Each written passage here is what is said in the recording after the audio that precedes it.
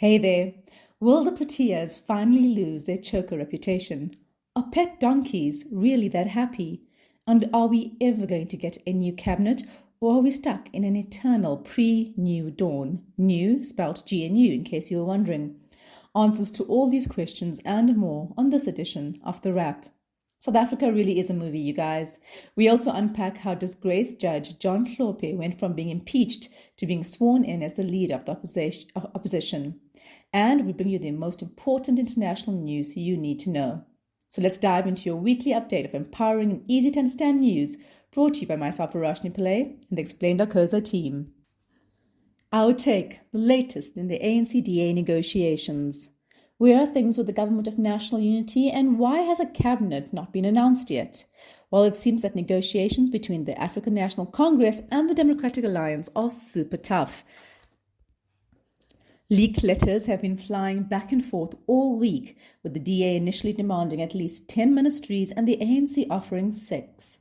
But if a leaked letter from John Steenhuisen dated on Monday is to be believed, they're close to a deal, with the ANC offering some rather meaningful posts, including Home Affairs, Basic Education, Trade, Industry and Competition, aka DTI, Public Works and Infrastructure, Communications and Digital Technologies, and Forestry, Fisheries and the Environment. However, the latest reports indicate the ANC was annoyed by the DA demanding 2 more posts in response and maybe withdrawing the offer of DTI. The DA also disagrees with what proportional representation within cabinet means, wants carte blanche to cancel previous tenders, and seem movable on their previous demand to be deputy president, which would just be politically untenable within the ANC and risk a split.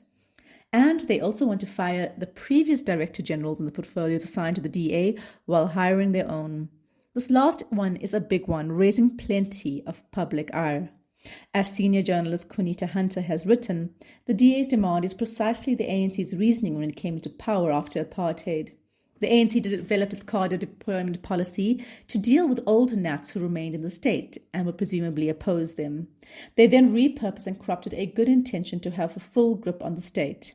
Now, the DA wants to disregard the Public Service Act and install its own people in government. It sounds very cadre deployment-like to me. Meanwhile, the GNU keeps growing. As of now, we've got a whopping 10 parties in this coalition. The latest to sign up are Rise Mzansi and Al Jamar. They joined the ranks of the ANC, DA, IFP, PA, Good, the PAC, Freedom From Plus, and the UDM. There are now almost enough parties to give the ANC a majority, even if the DA pulled out without the doomsday options of MK or EFF. But it would make for a very unstable coalition with so many small parties to manage.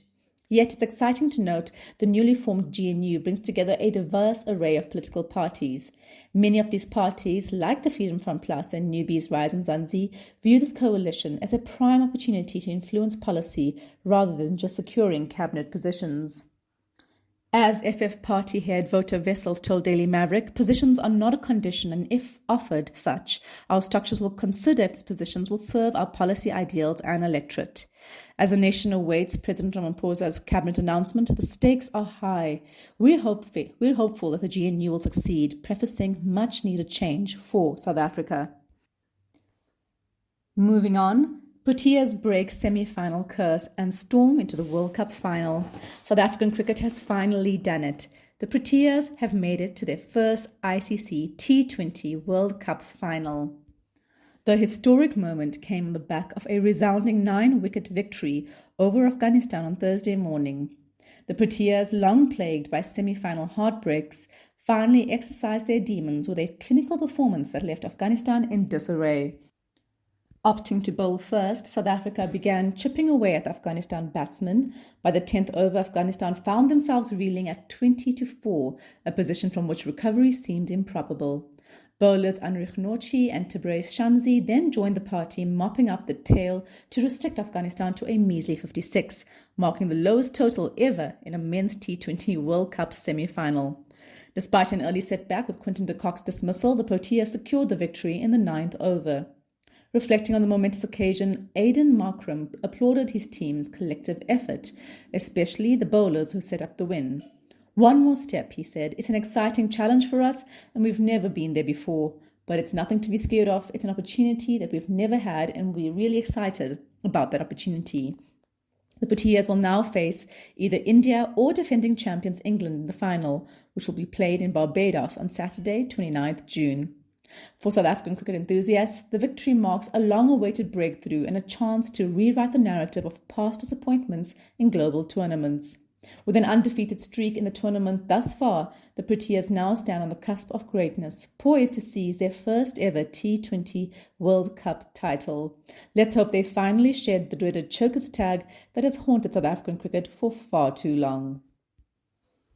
Moving on, disgraced Judge John Hlophe has landed a leading role in Parliament as Chief Whip of the Mkhonto we Sizwe Party. Hlophe was impeached earlier this year over a 2008 case involving then-President Jacob Zuma. This week, he made a surprise debut as a senior MK leader, being sworn in as a member of Parliament belatedly with the rest of the MK caucus, despite not being associated with the party previously or on the MK's list of candidates. Hlophe will probably take on the important role of official leader of the opposition in Parliament, as the MK is now the largest party in opposition, with the DA joining the GNU. Once the Judge-President of the Western Cape High Court, Hlophe's tenure was marred by numerous controversies, but his shocking attempts to sway judges in favor of Zuma back in 2008 eventually led to a historic vote, with 305 MPs voting to impeach him this year, making him the first judge to be dishonorably discharged from service in our democratic history. Exactly how Hlophe was able to land a new gig without so much as a campaign poster is another issue. The MK party secured 58 seats in Parliament, but as we previously told you, the party boycotted Parliament's first sitting on 15th June, where MPs were sworn in. At the time, they insisted it was because of their unrefuted claims the election was rigged. But the party subsequently made a U-turn, and its 58 MPs were sworn in this week. Why? As Sunday Times editor Stembiso Msomi puts it, it would seem that the boycott was a ruse. The party was buying time while it tried to fix its candidates list. In the run-up to the polls, it had submitted to the Electoral Commission a haphazardly compiled list of individuals who would make no meaningful contribution to the debates in the House. The MK party suddenly found itself in line to be the official opposition, but without MPs with the requisite skill and experience to do so. The party then made a whopping 21 changes to its original list of 58 MPs, including Hlophe. He effectively replaces both Jacob Zuma and Jabulani Khumalo as the leaders of the party previously, due to Zuma's ineligibility to stand as an MP due to a criminal conviction previously. Now, Hlophe has called to Africanize the legal system and revisit land ownership laws, not particularly constitutional. A front-page headline by the Sowetan this week captured the irony brilliantly, contrasting the MK manifesto call to scrap the constitution alongside their oath to be faithful to it, punctuated by the words, "So help us God." Indeed. P.S., also sworn in belatedly for the ANC, was corruption-accused Zizi Kodwa. We celebrated with you when he recently stepped down as Minister of Sport, Art and Culture, in keeping with the ANC step-aside rule. How annoying that they're trying to sneak him back into a position of leadership. However, pressure is mounting to have him removed. Meanwhile, onto some nature news. The idea of a pet donkey running away to lead a herd of wild elk is living rent-free in our heads. Here's more on that and other nature news that caught our attention this week. Diesel the donkey went missing 5 years ago, spooked by a cougar, no, not that kind, while hiking with his owner, Dave Drury. A few months later, he was spotted on a trail cam, but that was the last anyone heard of Diesel. That was until 3 months ago, when a hunter named Max Fennell made a surprising discovery. Fennell shared on his Instagram that during a hunt in Auburn, California, he saw a herd of elk, who are a type of deer, with a donkey as the leader. As Fennell said, "I can't get over seeing it, and I'm amazed that the donkey looks happy and healthy." Drury confirmed that the donkey was indeed Diesel, that's the original owner. Speaking to Inside Edition, Trevi Drury said that they were happy to see him alive, but would leave him to his wild life. As he said, "The fact of the matter is, he's running wild and free out there with that elk herd. He's earned his freedom at this point." It speaks to a larger issue around pets needing to actually just be animals, as addressed in a recent New York Times article. It's a complex topic, so give the article a full read if you're interested in the research. You can find the link in our newsletter version. Speaking of wild things, meet Wild Thang, an 8-year-old Pekingese recently crowned the world's ugliest dog. with a face that only a mother could love, Wild Thing from Coos Bay, Oregon, beats 7 other ugly doggos to clinch the title. This is Wild Thing's 5th time entering, and we guess the 5th time's the charm. Well done to Mr. Thang. We still think you're adorable, though. Finally, the man who taught millions about the wonders of nature, Sir David Attenborough, was honoured with a portrait commissioned by the Royal Society on Tuesday. The portrait was painted by Jonathan Yao, who also painted King Charles' slightly vampiric first official portrait. The painting shows Sir David in a sea of green, sitting on a chair with his hands clasped around his knees, as though he's about to tell us about marsupials. The Royal Society commissioned Yao to create the piece to celebrate 40 years of Sir David being a fellow. The 98-year-old Sir David expressed gratitude to natural history filmmakers and the many dedicated scientists who willingly shared their work with him and the world. As he said, to spend so much of my life looking at the natural world and attempting to convey to others its amazing complexity, beauty, and increasingly its fragility has been a great privilege. On to some international news. William Ruto, Kenya's president, has finally withdrawn the controversial finance bill that has created huge protests. The people have spoken. Those were the words of Kenyan President William Ruto after retracting a controversial finance bill that fueled deadly protests in Kenya. The bill proposed serious tax hikes, a blow for citizens already struggling to make ends meet. Initially, the bill called for a 16% and 25% sales tax on bread and oil respectively, and an annual vehicle tax of 2.5% of the vehicle's value, plus a tax increase on financial transactions. Quite a lot. Many felt betrayed by Ruto, who pledged to reduce the cost of living when he came to power in 2022.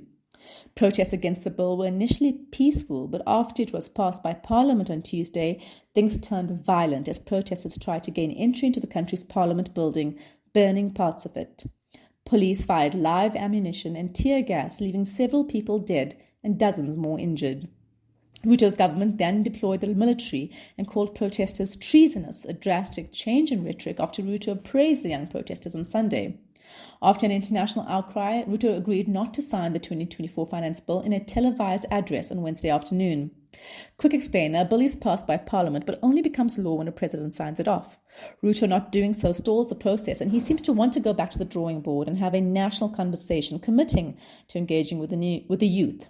He said, "I propose an engagement with young people of our nation to listen to their issues and agree with them on their priority areas of concern," he said. But we have to ask, should this not have happened in the first place instead of people dying before they could be heard? The entire thing was poorly handled. Many, including the Kenyan Conference of Catholic Bishops, have condemned the killing of protests. We agree. In health news, a hair-raising study finds toxic chemicals in wigs and weaves. Is your wig or hair extension making you sick? According to one study out of Nigeria, it might be. A team of researchers from the Department of Biotechnology at the Federal University of Technology in Nigeria has found that synthetic hair made in Nigeria, China, Ghana, and the US contains high levels of heavy metals and pesticides. These include silver, cadmium, chromium, nickel, vanadium, and lead. The study, published in the Journal of Environmental Science and Public Health, found that synthetic hair made from plastic contains significant levels of heavy metals that are harmful to humans. Manufacturers often use these to stabilize the wigs, a practice the study emphasizes needs to be addressed. An example is lead compounds, which prevent heat, light, or wear and tear from breaking down PVC. They are often used in synthetic hair and make it easier for the wigs to form into shape. The metals used to stabilize the polymer are not bound to it. They can leach out over time or when exposed to light. So when women wear synthetic hair, whether as attachments, weaves, or wigs, or on their heads, or as fake eyelashes, they risk exposure to lead and other heavy metals. Exposure to heavy metals and the amount of pesticides found in synthetic hair has been linked with various diseases in people, such as kidney, liver, and lung damage, and certain types of cancer. But what solutions are available? The researchers call on manufacturers, particularly in Nigeria, to consider using high-quality synthetic fibers such as hypalon instead of plastic fibers. Then there are also plant-based alternatives. As noted by the founder of Rebundle, sustainable products tackle the scalp irritation often associated with synthetic hair and the ever-increasing plastic pollution problem. As she said to The Cut last year, we wear it, we toss it out, we get it redone, and we go on about our lives, but the need for more sustainable options has been apparent for some time. Beauty does not have to be deadly. Finally, the Putin bromance nobody is ready for. Russian President Vladimir Putin sits in the driving seat, a cheeky grin on his face as he turns the steering wheel. Alongside him, North Korea's supreme leader Kim Jong-un laughs, presumably trying to make peace with not being in charge for once. No, it's not a politically inspired bromance remake of Thelma and Louise. This scene really happened during Putin's recent trip to meet with leader Kim Jong-un, which has heightened tensions between these two and the US. This was Putin's first visit to the isolated nation in 24 years, and Kim was there to meet Putin in person. Last week, the two leaders met in Pyongyang, the North Korean capital, to discuss and sign a mutual defense pact. This pact, a significant development in international relations, will see the two countries support each other in the event of potential aggression and sanctions from the West. The Kremlin said the pact would replace previous declarations signed in 1961, 2000, and 2001. Kim has also pledged to support Russia in the ongoing war against Ukraine. As Russia and North Korea get closer, the US and its allies are putting on a grand show to show them who's boss, heightening tensions even further. The South Korean Navy revealed that the USS Theodore Roosevelt, the US aircraft carrier, is in South Korea for joint military exercises with South Korea and Japan. In a statement, the Navy said the carrier's arrival demonstrates the strong combined defense posture of the South Korea-US alliance and their firm resolve to respond to the escalating threats from North Korea. The three countries agreed in August 2023 to hold annual joint military drills.